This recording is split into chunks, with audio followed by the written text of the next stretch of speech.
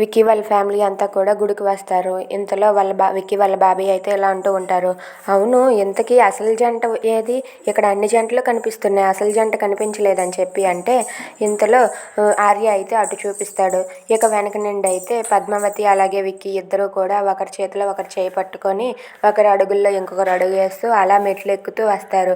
ఇక పద్మావతి అలాగే విక్కీ ఇద్దరు కూడా అలా సంతోషంగా నడుచుకుంటూ అలా మెట్లు ఎక్కుంటూ వస్తూ ఉంటారు.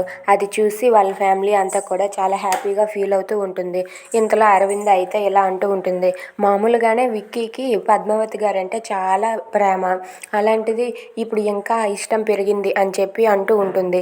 అది విని వాళ్ళ బాబాయ్ అయితే అవును వాళ్ళది ఇప్పటిది కాదు జన్మ జన్మల బంధం అని చెప్పి అంటాడు. ఇక విక్కీ అలాగే పద్మావతి వాళ్ళిద్దరూ కూడా అలా సంతోషంగా నడిచి వస్తూ ఉంటే వాళ్ళంతా కూడా హ్యాపీగా ఉంటారు.